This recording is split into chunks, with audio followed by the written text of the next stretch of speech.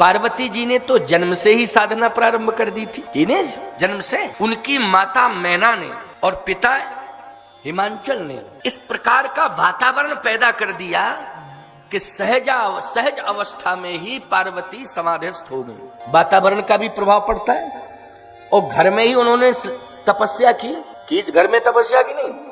घर में जब वातावरण अच्छा होगा तभी तपस्या होगी, और घर में वातावरण अच्छा नहीं हुआ तो घर छोड़ के जाना पड़ेगा, तब कहीं तपस्या होगी। लेकिन ऐसा वातावरण मिला कि किसी भी प्रकार का कोई अवरोध नहीं और पार्वती की तपस्या पूर्ण हो गई। शिवजी को प्राप्त करने के लिए तपस्या की थी तो वो अनुकूलता आ गई। और स्पष्टीकरण भी दे दिया उन्होंने, पार्वती जी ने, कि सुन लीजिए पिताश्री, माताश्री भी सुन लें और गुरुदेव नारद जी भी सुन लें मेरी बात को, मैं जो कह रही हूं।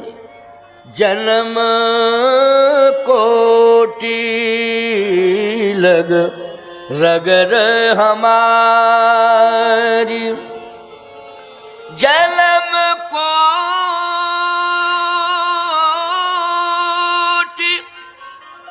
लग रगर हमारी,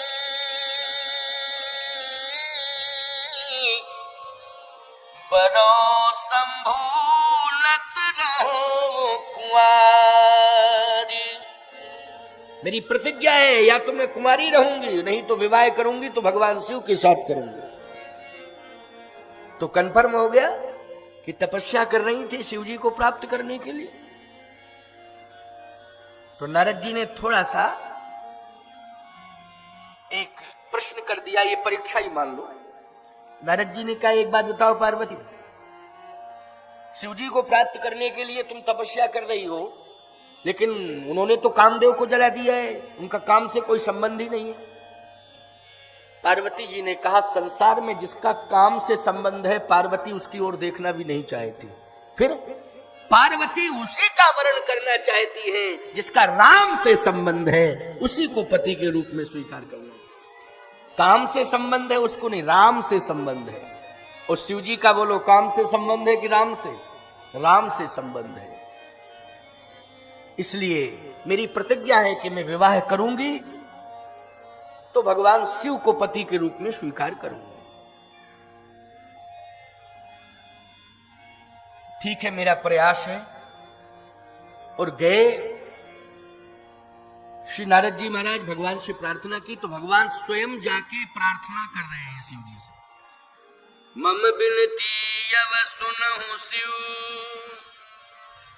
जो मो पर निज ने, जाहे विवाह शैलज, यह मुहि मांगे देव। मेरी प्रार्थना है कि आप शैलपुत्री के साथ विवाह करें। मैं स्वयं प्रस्ताव लेके आया हूं। भगवान शंकर कहने लगे कि विवाह तो मैं करना नहीं चाहता हूं, लेकिन आपकी आज्ञा, हाँ मैं आदेश दे रहा हूं, जाए विवाह हो शैल। तो आप स्वामी हैं, मैं सेवक हूं, इसलिए स्वामी की अवज्ञा कभी करनी नहीं चाहिए। आप आज्ञा दे रहे हैं तो मैं पालन करता हूं, शिरोधारी करता हूं। आपके अलावा यदि कोई कहता तो मैं स्वीकार नहीं करता। आप कह रहे हैं तो ये आपकी आज्ञा है, मैं इसके शिरोधारी करता हूं। लेकिन एक मेरी प्रार्थना है आपसे। क्या? विवाह के प्रति रुचि नहीं है, लेकिन विवाह की कुछ औपचारिकताएं हैं, उनकी पूर्ति अवश्य करनी पड़ती है। क्यों भाई? औपचारिकताएं होती हैं, उनकी पूर्ति करनी पड़ती है। रुचि नहीं है ये अलग बात है, मेरी रुचि तो नहीं है, लेकिन औपचारिकताओं की पूर्ति कौन करेगा? विवाह की औपचारिकताओं की पूर्ति करते हैं संबंधी लोग। जैसे माता पिता हो तो और कहने क्या, भाई बंधु हो, मामा फूफा आदि आदि पता नहीं संबंध रिश्ते तमाम होते हैं। नहीं तो भगवान शंकर ने कहा कि हमारे तो कोई रिश्ते है ही नहीं, केवल एक ही रिश्ता है, वो आपसे है। क्यों भाई? शिव जी कहते हमारे। अच्छा एक बात बताओ, शंकर जी के पिताजी का नाम बताओ, कोई बतावे शंकर जी के माता पिता का नाम है? तत्पुरुषाय धीमहि, भगवान शंकर के यदि पिता हैं तो परम पिता ही है। कौन है? परम पिता। परम पिता के अलावा कोई पिता नहीं। कौन है पिता बताओ? बल्दियत में किसका नाम डालोगे? कौन माता है? परम पिता ही उनका सब कुछ है। उन्हीं को वो माता मानते हैं, उन्हीं को वो पिता मानते हैं। वो माता पिता ही नहीं, तुमेव माता च पिता तुमेव, तुमेव बंधुश्च सखा तुमेव।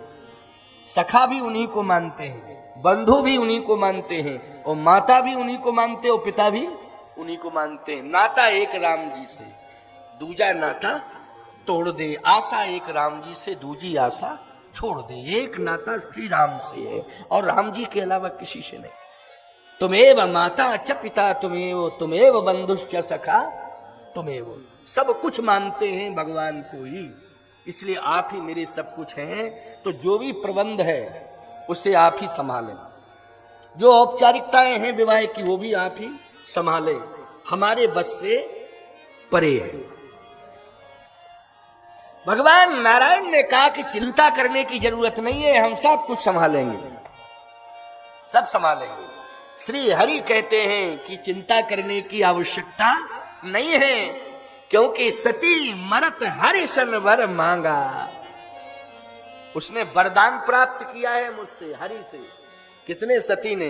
जन्म जन्म शिव पद अनुरागा। तो मैंने वचन दिया है, जो मांगा है वो मैंने दिया है, इसलिए निर्वाह करना तुम्हारा धर्म है। औपचारिकता की पूर्ति मैं करूंगा, संपूर्ण व्यवस्थापन मेरे हाथ में है, इसलिए चिंता करने की कोई आवश्यकता नहीं है। कल्पना करिए आप, धन्य है वो पार्वती की तपस्या कि जिसके विवाह की जिम्मेदारी भगवान ने ले ली है, और गुरु परम सहयोगी नारद। क्या गजब की बात है। स्वयं प्रत्यक्ष रूप से प्रकट होकर भगवान ने इस दायित्व को संभाला है। ये पार्वती की तपस्या का फल है। इसलिए मैं कहता हूं, जो बेटियां मेरी कथा सुन रही हैं, क्योंकि ये कथा चैनल के माध्यम से, यूट्यूब चैनल के माध्यम से लाखों लोग सुन रहे हैं, समझ लेना इस बात को। और ये रिकॉर्ड बन गया है।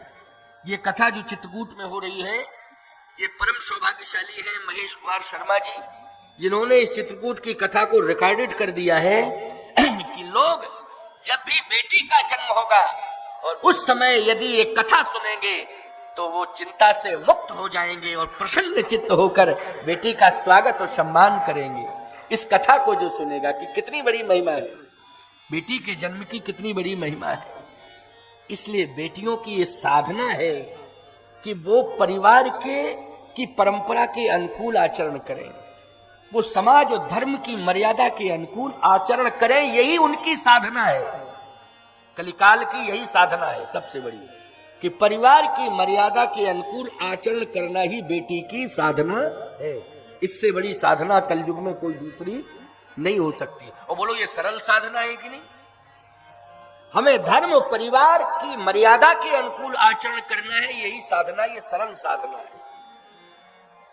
इस साधना से बड़ी कोई साधना नहीं होगी। पार्वती जी ने तो खैर कहना ही क्या, उनकी बात, उनके बारे में तो कितना कहें, जितना कहें उतना ही कम है। सुंदरता मर्याद भवानी, वो तो मर्यादा है सुंदरता की। वो सुंदरता की मर्यादा याद रखना, जो मर्यादा का पालन करे वही बेटी सुंदर है। रूप से स्वरूप से सुंदर है, मैं नहीं मानता हूं कि वो सुंदर है। जो मर्यादा का पालन कर रही है संसार में, वही बेटी सबसे सुंदर है। उससे सुंदर संसार में कोई नहीं है। इसलिए सुंदरता मर्याद भवानी, सुंदरता मर्याद भवानी। भगवती पार्वती क्या है? बोले सुंदरता मर्यादा, सुंदरता की मर्यादा, मर्यादा में ही सुंदरता है। मर्यादा जहां है वहां सौंदर्य है। सुंदर का अर्थ है अच्छा लगना। क्या है? अच्छा लगना। मैं कहता हूं बालक हो चाहे जवान हो चाहे बूढ़ा हो, जो भी मर्यादा का पालन कर रहा है वो सुंदर ही है। क्यों भाई? वो सुंदर है। अवस्था से कोई सुंदर नहीं है, आस्था से सुंदर होता है। लोग अर्थ उल्टा करने लगे, अवस्था से सौंदर्य का संबंध है, अवस्था से सुंदर। मैं कहता हूं आस्था से सुंदर। जिसके प्रति हमारी आस्था है, श्रद्धा है, वो सुंदर है। हमारी दृष्टि में वो कौन है? सुंदर है। इसलिए ध्यान रखना इस बात का, मर्यादा से बड़ी कोई उपलब्धि नहीं है, मर्यादा से बड़ी कोई संपत्ति भी नहीं है, और मर्यादा से बड़ी कोई भक्ति भी नहीं है प्यारे। इसलिए शक्ति, भक्ति, मुक्ति, संपत्ति सब कुछ जो है वो मर्यादा है। मर्यादा जहां होती है वहां इंसान भगवान बनता है, और जहां मर्यादा नष्ट हो जाती है इंसान नहीं, वो पशुवत हो जाता है, उसे पशु संज्ञा दी जाती है। इसलिए मर्यादा का विशेष ध्यान रखा जाए। तो पार्वती जी ने मर्यादा का ध्यान रखा, माता पिता के संरक्षण में तपस्या की। किसके संरक्षण में तपस्या की? माता पिता के संरक्षण में तपस्या की। इसी को कहते हैं मर्यादा। भगवान हरि कहते हैं, हे शिव जी, मैं स्वयं कह रहा हूं कि आप वर्ण करें। कहे ठीक है महाराज, आपकी आज्ञा है, मैं सिरोधारी करता हूं, स्वीकार करता हूं। अब तैयारियां होने लगी। तैयारियां साधारण तरीके से नहीं हो रही हैं। 33 करोड़ देवताओं को बाराती बनने के लिए आमंत्रित किया जा रहा है। 33 करोड़ देवताओं को इंद्र को यह दायित्व सौंप दिया है श्री हरि ने कि आप स्वयं नेतृत्व करेंगे और संभाल, क्योंकि आप देवताओं के राजा हैं। अच्छा एक बात बताओ, भारत में किसी का विवाह हो और प्रधानमंत्री को जिम्मेदारी दी जाए कि पूरे भारतवासियों को बाराती बन के चलना है, तो बोलो प्रधानमंत्री तो सक्षम है, वो तो व्यवस्था दे ही देगा। लेकिन ये सबसे बड़ी उपलब्धि मानी जाएगी कि नहीं कि प्रधानमंत्री पूरे भारत को बाराती बना करके ले जा रहा है। इससे बड़ी बात और क्या होगी? स्वर्ग के समस्त देवताओं को इंद्र तैयार करके बाराती बना करके ले जा रहा है अपने नेतृत्व में। बोलो इससे बड़ी उपलब्धि और क्या हो सकती है? क्यों? श्री हरि का आदेश है। किसका आदेश है? श्री हरि का आदेश है। अब बोलो कौन संभाल रहा है? भगवान संभाल रहा है कि नहीं? कि पिता तो है ही नहीं। शंकर जी के जब मैंने कह दिया पिता है नहीं, तो बोलो कौन संभाल रहा है इस विवाह को? स्वयं हरि। दूसरी बात, पार्वती के पिता है, लेकिन 33 करोड़ को कैसे पिता संभालेगा भैया? है पिता तो है पार्वती के हिमांचल, लेकिन कौन संभाले 33 करोड़ को? लेकिन वहां भी भगवान संभाल रहा है। बोलो संभाल रहा है कि नहीं संभाल रहा है?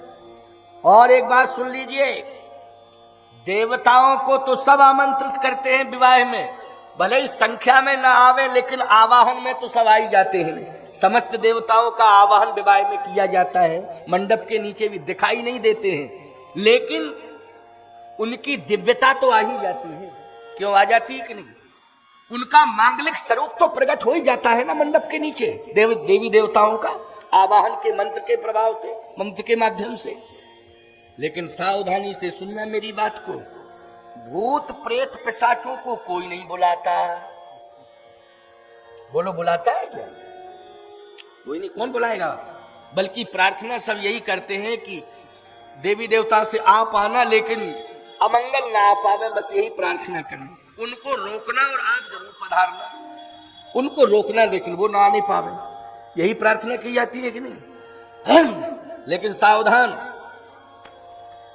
जब देवताओं को बाराती बनाने के लिए व्यवस्था तैयार की जा रही है, एक प्रोग्राम सुनिश्चित किया जा रहा है, उसकी व्यापक व्यवस्थाएं की जा रही हैं, तो जितने भी अमंगल थे वो सब रो रहे थे बैठे बैठे शंकर जी के आसपास। शंकर जी के आसपास भूत प्रेत पिशाच डाकनी साकनी सब बैठे बैठे रो रहे। शंकर जी की आंख खुली, क्या बात है तुम लोग क्यों रो रहे हो? बात क्या है? कोई परेशानी है? क्या अभी तक तो नहीं थी लेकिन अब परेशानी है। क्या क्या परेशानी है? परेशानी यही है कि संसार वालों ने मेरी उपेक्षा कर दी थी। संसार वाले, देखो अमेरिका वाले भी नहीं चाहते हैं भूत प्रेतों को। अच्छा कौन देश के लोग चाहते हैं? पाकिस्तान इतना नास्तिक देश है, भूत प्रेतों को भी नहीं पसंद करता। क्यों भाई? इतना नास्तिक देश है, लेकिन क्या भूत प्रेतों को पसंद करता है? वो भी नहीं करता पसंद। कौन करेगा भाई पसंद भूत प्रेतों को? है नहीं करता पसंद, हाँ, चीन वालों को पसंद करता है वो। क्यों भाई, किसको करता है? चीन वालों को पसंद करता है अमेरिका, लेकिन भूत प्रेत पिशाचों को वो पसंद नहीं करता है? अब चीन वालों को ही भूत प्रेत मान लो तो अलग बात है, क्यों भाई, उनको मान लो तो हम कह नहीं सकते, लेकिन वो पसंद करता है पसंद। सावधान, भूत प्रेत पिशाच रो रहे थे। भगवान शंकर ने कहा रो मत, संसार वालों ने तुम्हारी उपेक्षा की है, करने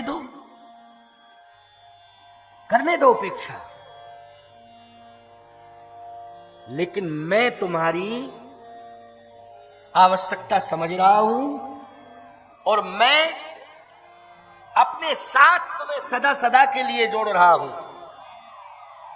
यह मत समझना कि सदा सदा के लिए जोड़ रहे हैं लेकिन विवाह से दूर कर रहे हैं। अगर भगवान श्री हरि इंद्र के नेतृत्व में देवताओं को बाराती के रूप में तैयार कर रहे हैं तो हमारा विवाह हो रहा, हम डायरेक्ट अपने बाराती तैयार कर रहे हैं, डायरेक्ट हम अपने बाराती तैयार कर रहे हैं और हमारे बाराती हमारे साथ चलेंगे। इंद्र जो तैयारी कर रहा है वो इंद्र अपने साथ ले जाए बारातियों को, लेकिन मेरे बाराती जो स्पेशल होंगे। भूत प्रेत बोले यही तो बात है कि अगर आपने कहीं छोड़ दिया देवताओं के चक्कर में तो द्वंद्व शुरू हो जाएगा, क्योंकि भूत प्रेतों को भगाने के लिए ही देव मंत्रों का प्रयोग किया जाता है। क्यों, भूत प्रेतों को भगाने के लिए कौन से मंत्रों का प्रयोग किया जाता है? देव मंत्रों का प्रयोग किया जाता है। तो हम देवताओं के साथ तो जा नहीं सकते, क्योंकि देवता नहीं, उनके मंत्र ही पर्याप्त है हमको भगाने के लिए, उनके मंत्र ही पर्याप्त है हमको भगाने के लिए, तो हम तो उनके साथ जा नहीं पाएंगे। और एक महाशक्ति आपके साथ चल रही है, कौन? श्री हरि, उनके साथ तो और ही नहीं जा सकते, क्योंकि मंगल भवन अमंगल हारी, अमंगल हारी, हम सब अमंगल हैं, इसलिए अमंगल का वो हरण करते हैं। इसलिए हमारी प्रार्थना है, शंकर जी बोले अपनी सुरक्षा में ले जाऊंगा, मेरे चारों तरफ रहना, मेरे साथ चलना। कहे महाराज अब विश्वास हो गया, ये भूत प्रेत पिशाचों की बात है। कहे महाराज अब विश्वास हो गया, अब विश्वास हो गया।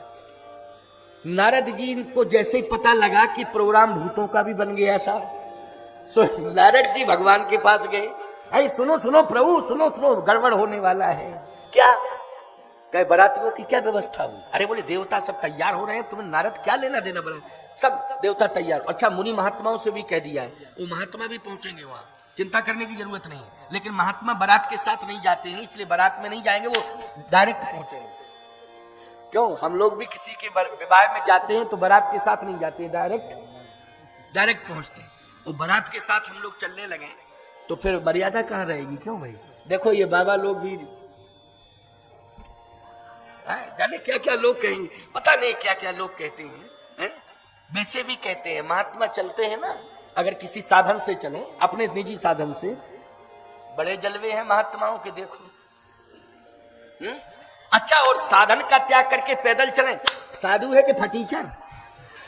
अब क्या बतावें आपको, क्या क्या नहीं कहते हैं, क्या क्या सुनना पड़ता है। अगर साधन वादन छोड़ के पैदल चलो तो लोग फटीचर कहते हैं, और साधन से चलो बड़े जलवे हैं, देखो कितने बड़े जलवे हैं। अच्छा एक बात बताएं, दाढ़ी रखाओ, रुपया पैसा नहीं है क्या? ये 1.5 हाथ की दाढ़ी रखा ली, कुछ है नहीं क्या? अच्छा दाढ़ी मुरादो, भद्र हो जाओ, काय के बाबा हो तुम जब दाढ़ी नहीं रखते हो? बड़ी मुसीबत है साहब, दोनों तरफ से मुसीबत है कि दाढ़ी रखो तो लोग कहें और ना रखो तो लोग कहें, बड़ी परेशानी है। चलो कोई बात नहीं है, भगवान की शरण में है। ठाकुर जी जैसे जैसे जाही विधि राखे राम ताही विधि रहिए, सीताराम सीताराम सीताराम कहिए। ठाकुर जी जैसे रखते हैं हम वैसे रहते हैं। साधुओं की इच्छा भगवान की इच्छा होती, भगवान की इच्छा में हम संतों की इच्छा रहती है। तो कहने का तात्पर्य मेरा यह है, जरा सुनना और समझने की कोशिश करना। भगवान शंकर ने निश्चिंत कर दिया है अमंगलों को, भूत प्रेत पिशाचों को। चिंता करने की आवश्यकता नहीं है, मैं अपने साथ ले जाऊंगा, मेरे साथ चलना। नारद जी ने कहा महाराज गड़बड़ हो गया क्या? अरे देवता तो ठीक ही है, दैव ये राक्षस, ये अमंगल भूत प्रेत पिशाच, ये संपूर्ण पिशाच, ये पिशाच तैयार हो रहे हैं। भूत प्रेत डाकनी शाकनी सब तैयार। कहाँ के लिए तैयार? कहाँ के लिए? कहा शंकर जी के साथ जाने के लिए तैयार हैं हिमांचल जी के यहाँ। अच्छा, कौन कह रहा है? कोई दूसरा नहीं कह रहा है, स्वयं कह रहे हैं भोले बाबा। अच्छा, भोले बाबा खुद कह रहे हैं। नारद समझा दो उनको। नारद जी बोले समझा दे, उन्होंने प्रतिज्ञा ही कर ली है, प्रतिज्ञा ही कर ली है, लेकिन मैं कह रहा हूं जाओ समझा दो भोले बाबा को कि भूत प्रेतों को मत ले जाए। भले ही पार्षद के रूप में स्वीकार करते वो जो है कैलाश पर ही रहे, लेकिन हिमांचल जी के यहां मत जाए, क्योंकि एक भूत पहुंच जाता है किसी गांव में तो गांव भर परेशान रहता है। और भूतों की बारात अगर पहुंच जाए तो क्या विडंबना होगी, बोलो भाई उस गांव की। इसलिए रोक दो, मना करो। नारद जी बोले आप कह रहे हैं तो मैं जा रहा हूं, आप कह रहे हैं तो मैं जा रहा हूं। सब नारद जी फिर चले शंकर जी के। नारद जी का काम ही ये है, वायु के वेग में चलते हैं। वैसे तो चलना नहीं आदन साधन से, वायु के वेग में पहुंच जाते हैं नारद जी। नारद जी पहुंच गए। हाँ नारद बाबा, क्या संदेश लेके आए हो? कहा संदेश लेके आया हूं। पहुंचाया है, यही पहुंचाया है कि बाराती सब तैयार हो चुके हैं, कंप्लीट है, कोटा पूरा हो गया। अब आप अपने स्पेशल बाराती जो हो उनको आमंत्रित न करें, ना उन्हें आश्वासन दें। नहीं, वो देवता बाराती हैं, वो अलग हैं, हमारे नारद बाबा अलग हैं बाराती। तो आपके कौन है? बोले भूत प्रेत पिशाच डाकनी शाकनी। नारद जी ने कहा कि भगवान श्री हरि ने ही कहा है कि अब बाराती ज्यादा बढ़ाने की जरूरत नहीं है, क्योंकि पर्याप्त हो चुके हैं। भगवान शंकर बोले हमारे स्पेशल हैं ये बाराती, अगर हमारे बाराती स्पेशल नहीं गए तो कह देना दूल्हे का इंतजाम कर ले भगवान, विवाह केंद्र से अपना दूल्हा और कोई तैयार कर ले में, क्योंकि हमारी भी तो कोई पर्सनल व्यवस्था है। जब विवाह हो रहा है तो हमारी पर्सनल व्यवस्था है, उस व्यवस्था को स्वीकार किया जाए, और नहीं तो विवाह कैंसिल, दूल्हा तैयार कर ले दूसरा। नारद जी वो नारायण नारायण नारायण कह के पहुंच गए। भगवान बोले क्या बात है? अरे बोले विवाह कैंसिल हो रहा है महाराज। क्यों क्या बात है? बोले भूत प्रेत पिशाचों के लिए मना किया गया तो बाबा बिगड़ गए।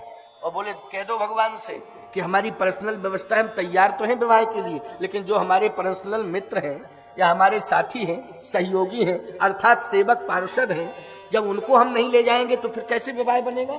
इसलिए हमारी पर्सनल व्यवस्था है, वो हमारे साथ चलेंगे। अगर तैयार हो जाए नारायण श्री हरि तो फिर हम तैयार हैं। और वैसे तो हमने स्वीकार ही कर लिया, उनकी आज्ञा को शिरोधारी कर लिया। हम चाहते ही नहीं थे कि मेरा विवाह हो, लेकिन मेरे स्वामी की आज्ञा है तो मैंने मान ली। लेकिन अब कम से कम इतना तो हो कि जो पर्सनल कोटे के लोग हैं वो तो हमारे साथ चले। भगवान ने कहा नारद जाओ कह दो भोले बाबा से कि चिंता मत करो, सबको ले चलो साथ में, सबको साथ ले चलो। देखो एक बात बताएं, भगवान अपने भक्तों की इच्छा की पूर्ति करते हैं कि नहीं? भक्त क्या चाहता है भगवान उसकी पूर्ति में लग जाते हैं। भक्त के पीछे तो भगवान कष्ट भी सह लेते हैं। बोलो, संतों के और भक्तों के कारण ही भगवान ने कष्ट सहे हैं। बन के कंटका कीर्ण मार्ग में चले हैं, पत्तों की सैया पर सोए हैं, झरनों का पानी अंजलि से पिया है, पात्र से नहीं। किसी पात्र, स्वर्ण पात्र में जो जल पीता है, स्वर्ण पात्र में जो भोजन करता है, बोलो वो अंजलि से जल पीता है चित्रकूट में आकर के मंदाकिनी जी का, और पत्तों पर कंद मूल फल रख के ग्रहण करता है। किस पर? पत्तों पर। पत्तों के दोने, कंद मूल फल भर भर दोना, चले रंक जन लूटन सोना। वो दोना ही है, पात्र ही है वो दोना। उसी में भगवान फल, कंद मूल फल ग्रहण कर रहे हैं। किसके कारण कर रहे हैं? सोचो जरा, भक्तों के कारण। परित्राणाय साधूनां विनाशाय च दुष्कृताम धर्म संस्थापनार्थाय संभवामि युगे युगे। इसलिए भक्तों के कारण, संतों के कारण भगवान कष्ट सहते हैं। भगवान ने कहा चिंता मत करो, कह दो नारद बाबा तैयारी करें। सब भूत प्रेत पिशाच भी तैयार हो गए। अब बारात चली, गोस्वामी जी कहते हैं बने न बरनत बनी बराता, बारात नहीं बराता, बराता। देवता आगे चल रहे हैं, इंद्र नेतृत्व कर रहा है, ब्रह्मा जी भी साथ में है। भाई विवाह कौन पढ़ेगा, जल्दी बोलो। विवाह ब्रह्मा ने पढ़ा, विवाह समझ गए हो कि नहीं? शंकर जी का शिव पार्वती का विवाह किसने पढ़ा? ब्रह्मा ने। अब साधारण है ब्रह्मा, बोलो। बुद्धि का देवता तो ब्रह्मा ही है, बुद्धि का देवता ब्रह्मा है, वेदों की रचना करने वाला ब्रह्मा है, वेदों पर भाष्य करने वाला ब्रह्मा है। वो विवाह पढ़ने के लिए जा रहा है ब्रह्मा।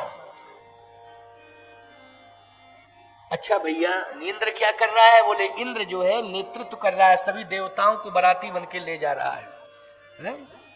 उसके नेतृत्व में ही बारात चल रही है। भगवान विष्णु नारायण ने कहा, श्री हरि ने कहा, नारद एक बात कह दो शंकर जी से, शिव जी से जाके, क्या? कि वो सबसे पीछे चलेगा, क्योंकि हम लोग पहले पहुंचेंगे तो मेंटेनेंस समझ लेंगे और पूरा मेंटेन करके वहां का माहौल सब अनुकूल कर लेंगे और सारी की सारी व्यवस्था भी अनुकूल हो जाएगी। और बाद में पहुंचे शंकर जी, ये नहीं कि पहले ही पहुंच जाए और पहले भूतों को लेके पहुंच जाए तो भगदड़ मच जाएगी कि नहीं मचेगी? क्यों भाई, पूरा नगर खाली हो जाएगा। पीछे चले तो भगवान सोच रहे हैं कि हम पूरी व्यवस्था संभाल लेंगे, कोई दिक्कत नहीं। नारद जी ने कहा, शंकर जी बोले नहीं वो तो कोई दिक्कत, हम कहा 2 दिन बाद पहुंचे, कोई दिक्कत की बात नहीं है, हमको ऐसा कुछ नहीं 2 दिन बाद नहीं, घंटे 2 घंटे लेट पहुंचे। शंकर जी बोले उसमें कोई दिक्कत नहीं। इंद्र देवताओं को लेके पहुंच रहा है। जैसे नगर में प्रवेश किया, ओहो, नगर के लोगों ने कहा गजब, दूल्हा सुंदर बाराती सुंदर। इंद्र था ना वो, तो इंद्र ही को समझा। हिमांचल नगर निवासियों ने कहा साहब गजब, बोले दूल्हा सुंदर बाराती सुंदर। तो इंद्र बोला किसको दूल्हा मान रहे हो? कहे आप ही लग रहे हैं, हम तो दूल्हा के नौकर हैं। हैं नौकर? नौकर इतना सुंदर है तब तो क्या कहना दूल्हा का। तो भाई नौकर इतना सुंदर है तो दूल्हा का क्या कहना। गजब, धन्य है पार्वती के भाग्य, धन्य है पार्वती के भाग्य, इतना सुंदर दूल्हा मिला है। अरे दूल्हा सुंदर होगा, नौकर जब इतना सुंदर मिला है तो दूल्हा कितना सुंदर होगा। ये पार्वती का नौकर है। अरे जब शंकर जी का नौकर है तो वो पार्वती का नौकर हुआ कि नहीं? ये पार्वती का नौकर है, इतना सुंदर नौकर सेवा करेगा, है? बताइए, धन्य है पार्वती के भाग। अच्छा ये सब क्या ये बाराती है? सब देवता सब बाराती। ब्रह्मा जी चले आ रहे थे पीछे से, क्या ये इनका परिचय? बोले ये विवाह पढ़ेंगे। ओ इनका नाम बोले ब्रह्मा। धन्य है पार्वती के भाग, ब्रह्मा ही विवाह पढ़ने के लिए चला आया ब्रह्मलोक से। लोग ब्रह्मा के ज्ञान को लेते हैं, क्यों भाई लेते हैं? नहीं, ब्रह्मा के ज्ञान को लोग लेते हैं, उस ज्ञान के माध्यम से मांगलिक कार्य करते हैं, वेदों का आश्रय लेते हैं, लेकिन डायरेक्ट ही ब्रह्मा आ गया उतर के वो विवाह पढ़ने के लिए। धन्य है पार्वती के भाग, ब्रह्मा विवाह पढ़ेगा। ये पहला रिकॉर्ड बनने जा रहा है कि ब्रह्मा ने विवाह पढ़ा है डायरेक्ट आके। धन्य है ब्रह्मा जी। अब पीछे की व्यवस्था तो आप सब जान ही रहे हो, जाने तब तक भगवान विष्णु आ रहे थे तो अब कंफर्म हो गया कि पंडित के पीछे जो है वो दूल्हा है। पंडित के पीछे दूल्हा है ये। तो सारे लोग प्रणाम करने लगे, कहे आपका परिचय? तो भगवान मुस्कुरा गए। तो लोगों ने कहा शर्मीला है दूल्हा, इसलिए ये नहीं कहना चाहता कि मैं दूल्हा हूं क्योंकि शर्म आ रही है। नहीं, कोई बात नहीं है, दूल्हा हो ना।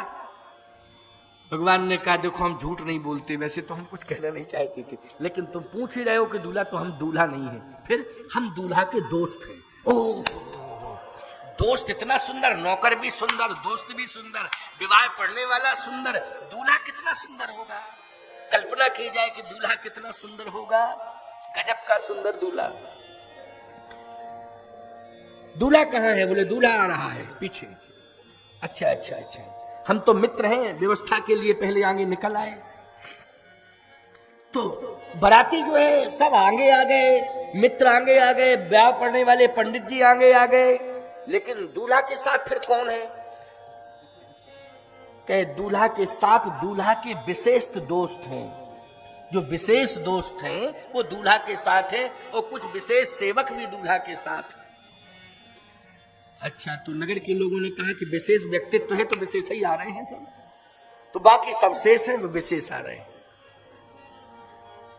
प्यारे, जब शिवजी समीप में आ गए हिमांचल नगरी के, तो जानते हो किसी को यह कल्पना ही नहीं थी, भगवान नारायण स्वयं नहीं सोच रहे थे कि ऐसा दृश्य होगा अद्भुत। भगवान शिव जो है नंदी पर बैठे थे, लेकिन मुंह की तरफ पीठ किए थे, पूंछ की तरफ मुंह किए थे। वैसे तो सीधे बैठते थे, हमेशा का नियम था, लेकिन जब ससुराल में प्रवेश कर रहे हैं, होने वाली ससुराल में जब प्रवेश कर रहे हैं, तो अच्छा, इस बात की जानकारी भगवान को भी नहीं मिली कि ये इसका, भाई ठीक है आ रहे हैं, चलो कोई बात नहीं है, सीधे ही आ रहे होंगे, लेकिन बैठे थे। नारद जी दौड़े दौड़े गए, बोले महाराज मामला संभाल लो, नहीं विवाह कैंसिल है, क्योंकि हमने तो सारी व्यवस्था लगा दी है, लेकिन अब तो निश्चित है कि कैंसिल होगा विवाह। क्यों, क्या बात है? बात क्या है? बात यह है कि भोले बाबा रोज तो सीधे बैठते थे नंदी पे, आज उल्टे बैठे हैं। उल्टे बैठे हैं कैसे? बोले मुंह की तरफ पीठ किए हैं और पूंछ की तरफ मुंह किए हैं। और बोले जितने भूत प्रेत हैं वो हु कर रहे हैं, सब इस तरह से चले आ रहे हैं हु करते हुए। अरे राम राम, ऐसा? अब तो आप ही संभालो, आप ही संभालो। भगवान नारायण ने कहा, श्री हरि ने, एक काम करो नारद जी, मैं यहां संभाले हूं, क्योंकि अगर मैं वहां पहुंच गया कि यहां संदेश किसी को मिल गया कहीं, तो फिर वो प्रोग्राम सब बिगड़ जाएगा, इसलिए हमारे जाने की जरूरत नहीं, मैं यहीं रहूंगा, तुम जाओ, मेरा संदेशा कह दो भोले बाबा से कि सब शर्तें मानी गई हैं आपकी, भूत प्रेत पिशाचों को भी मना नहीं किया गया है, लेकिन कम से कम नंदी पे सीधे तो बैठ जाए, इतना ही स्वीकार कर ले, सीधे बैठ के आए। नारद जी फिर गए साहब। नारद जी ने कहा महाराज सुनो सुनो सुनो सुनो। हाँ क्या बात है नारद बाबा? बात यह है कि आप उल्टे बैठे हो नंदी पर, आज सीधे बैठ जाओ। शंकर जी ने कहा कि रोज सीधा बैठता था, ऐसा सब लोगों को लग रहा है, आज मैं उल्टा बैठा हूं। आज मैं उल्टा नहीं बैठा हूं, दुनिया को संदेश देने के लिए बैठा हूं। उल्टा सीधा लोग देख रहे हैं, दिखाई दे रहा है, अलग बात है, मैं दुनिया को आज संदेश देने के लिए बैठा हूं। तो संदेश क्या मिल रहा है दुनिया को? नारद बाबा तुम ही बताओ, नंदी का मुंह किधर है? कैसे? आपकी ससुराल की तरफ है, जहां ससुराल है हिमांचल नगरी, और नंदी की पूंछ कहां है? क्या कैलाश पर्वत की तरफ है? कैलाश मेरा घर है और हिमांचल की नगरी मेरी ससुराल है। इन समस्त संसार वालों को हम चेतावनी देना चाहते हैं कि तुम जब ससुराल जाते हो और ससुराल को देख लेते हो तो घर द्वार भूल जाते हो, लेकिन मैं जा रहा हूं ससुराल, लेकिन देख रहा हूं अपना घर द्वार। मैं ससुराल के पीछे अपना घर द्वार छोड़ने वाला नहीं। नारद बाबा नारायण नारायण कह के चले आए। बोले गजब की लीला है। बोले लीला ये साधारण नहीं, बोले गजब की लीला है। नारायण नारायण कह के नारद बाबा चले आए। भगवान विष्णु ने कहा, भगवान श्री हरि ने कहा, नारद क्या हुआ? बोले महाराज संदेश बहुत अच्छा जाएगा, डिस्टर्ब करने की जरूरत नहीं है। बहुत अच्छा संदेश जाएगा, लेकिन डिस्टर्ब करने की जरूरत नहीं है। आप तो बस यहाँ मोर्चा संभाले रहो। बहुत अच्छा संदेश। अच्छा, इसका मतलब संदेश सीधे बैठे? बोले बैठे कैसे हैं, आप इस चक्कर में मत पड़ो, लेकिन संसार को प्रेरणा मिल रही है, संदेश मिल रहा है। ये विवाह प्रेरक विवाह है। भगवान शिव जी का विवाह जो है, नारद जी कहते हैं ये प्रेरणादायी विवाह है, संसार के लिए प्रेरणा देने वाला विवाह है, साधारण विवाह नहीं है। प्यारे,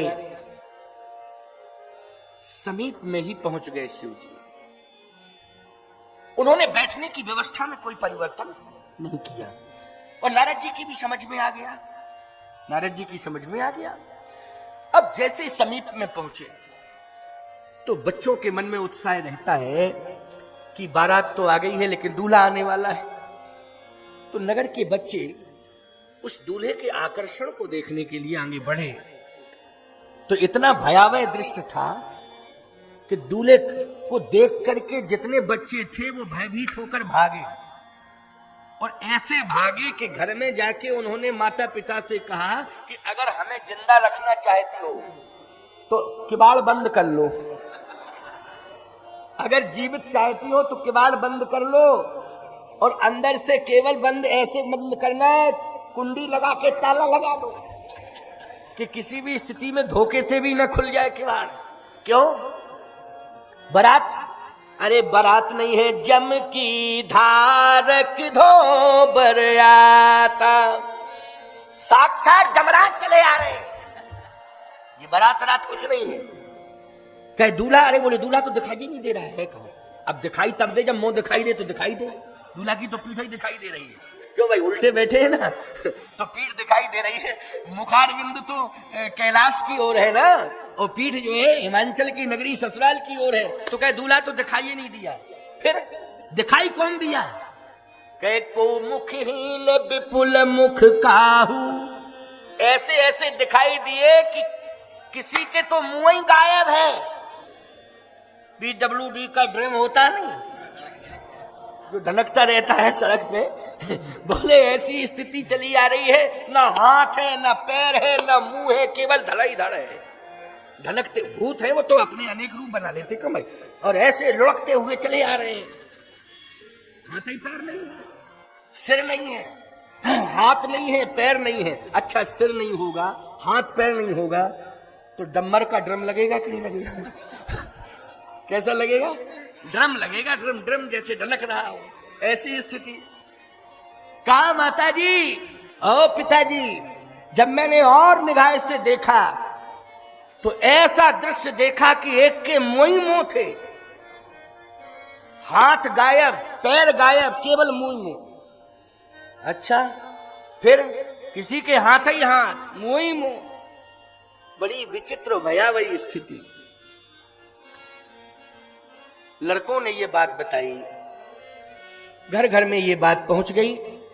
जैसे ही घर घर में ये बात पहुंची तो कुछ नगर की महिलाएं धीरे से गईं और मैना जी से कहने लगी, मैना जी से कहने लगी। कुछ महिलाएं चुपचाप गईं कि कम से कम कह तो दे कंडीशन ठीक नहीं है और विवाह कैंसिल करो, अब जरूरत विवाह की नहीं है, क्योंकि खतरनाक स्थिति है। बाबा के चक्कर में पड़ गए, स्वयं देखने नहीं गए, बाबा से कह दिया देख लो, और ये बाबा पता नहीं क्या देख के चला आया। अच्छा नारद जी देखने गए थे, हिमाचल जी देखने नहीं गए थे, तो कहे बाबा के चक्कर में आकर के ये विडंबना हो गई। अब जैसे ही महिलाओं ने, कुछ महिलाओं ने चुपचाप जाकर के मैना जी से कहा तो मैना रोने लगी। मैना ने कहा अच्छा ऐसी स्थिति, हाँ क्या है? बोले बर बौराए बसे असुवारा, तो वो बौरा है। और कैसा है? बोले एकदम दिगंबर वेश में है, शरीर के ऊपर कुछ भी नहीं है। अच्छा, अधोवस्त्र का एक बाघंबर लपटा हुआ है। क्या लपटा है? बाघंबर। उत्तरीय कुछ नहीं। अरे कुछ तो होगा, नरमुंडों की माला। अच्छा ऐसा है, कंफर्म है ये? कंफर्म का बिल्कुल कंफर्म है, नरमुंडों की माला पहने हैं, और जितने भूत प्रेत पिशाच हैं वो सब साथ में हैं। मैना ने कहा ऐसा पति मेरी पार्वती का? ओहो नहीं, विवाह नहीं करूंगी, अपनी बेटी का विवाह नहीं करूंगी। पार्वती को बुलाती हैं, कहा बेटी तुम प्रतिज्ञा को तोड़ दो, तोड़ दो प्रतिज्ञा। तो पार्वती ने कहा कौन सी प्रतिज्ञा, कैसी प्रतिज्ञा बताइए ना, प्रतिज्ञा कौन सी? कहा जो प्रतिज्ञा तुमने की है कि जन्म को तिलक रगर हमारी, ओ बरो संभुनत रहा कुंवारी। मैं विवाह करूंगी तो शिव जी के साथ करूंगी, नहीं वरना कुंवारी रहूंगा। प्रतिज्ञा तोड़ दो, छोड़ो ये प्रतिज्ञा। क्यों? वो शिव भले ही है लेकिन अशुभ भेष है। कहा माता जी आपको ज्ञान नहीं है क्या? जब पिताश्री ने मेरा हाथ दिखवाया नारद बाबा से तो पहले ही तो उन्होंने कह दिया था जोगी जटिल अकाम नगन अमंगल भेष। स्पष्टीकरण पहले ही दे दिया था कि नगन अमंगल भेष। ये आज तुम सोच रही हो, उस दिन क्यों नहीं सोचा? उस दिन संपूर्ण अधिकार नारद जी को दे दिया था पिताश्री ने, और इस बात की घोषणा हो चुकी थी, स्पष्टीकरण हो चुका था कि ये संपूर्ण लक्षण भगवान शिव में पाए जाते हैं, शिव जी के अलावा और किसी में नहीं। तो जब सारी चर्चा पहले हो गई थी, आज सोचने की क्या जरूरत है? बेटी इस प्रकार का पति जब तुम्हें मिलेगा तो मेरे सम्मान का क्या होगा? लोग क्या कहेंगे कि जन्म देना इतना सहज समझा था कि बेटी को जन्म देना, निर्वाह नहीं कर सकते तुम। माता पिता को चाहिए कि हम संतान को ही जन्म न दें, क्योंकि जब निर्वाह नहीं कर सकते हैं ठीक से, और जन्म देने के पहले सोच लेना चाहिए कि हम जन्म दे रहे हैं लेकिन हम उन्हें सुंदर संस्कार देंगे, महान बनाएंगे सुंदर संस्कार देकर, और ऐसी व्यवस्था से जोड़ेंगे कि जिस व्यवस्था से जुड़ने के कारण हमारी संतान को सुख ही सुख प्राप्त हो। और माता पिता यही करते हैं कि नहीं करते हैं? जन्म देने के बाद ऐसी व्यवस्था में जुट जाते हैं। कुछ लोगों की तो धारणा ये है कि बेटा चिंता मत करो, इतना कमा के धर दूंगा कि तुम पड़े पड़े खाओ। यही भावना रहती नहीं, पड़े पड़े खाओ। अरे इंसान से पड़े क्यों बना रहे हो? पड़ा मानी पशु? क्यों भाई, इंसान से पड़ा मत बनाओ, पड़े पड़े खाओ। पड़ा ही पड़ा रहता है, रहता नहीं। गाय का बछड़ा नहीं पड़ा रहता, वो तो उछल कूद मचाता है, और उसका नाम ही पड़ा पड़ गया। पड़ा पड़ा पड़ा होता है ना, उसको पड़ा क्यों कहते हैं? जन्म लेते ही पड़ा और दूध पी के पड़ा, पड़ा मानी पड़ा। आलसी प्रमादी कुछ ना करे वो पड़ा, वो पड़ा है। इसलिए ऐसा मत सोचो, ये विचारधारा से अपनी संतान को मत जोड़ो। पार्वती जी ने कहा कि मेरा अपमान होगा, सारे लोग अपमान करेंगे, पता नहीं क्या क्या कहेंगे, इसलिए मेरी प्रतिष्ठा का ध्यान रखो। पार्वती जी ने कहा माता जी मेरी बात सुनो। पार्वती जी समझा रही हैं मां को, माता जी तुम सन मिटहि की विधि के अंका, तुम सन मिटहि विधि के अंका, तुम सन मिटहि की विधि के अंका, तुम सन मिटहि विधि के अंका, मातु व्यर्थ जन लेहु कलंका, मातु व्यर्थ जन लेहु कलंका, मातु व्यर्थ जन लेहु कलंका, मातु व्यर्थ जन लेहु कलंका, मातु व्यर्थ जन लेहु कलंका,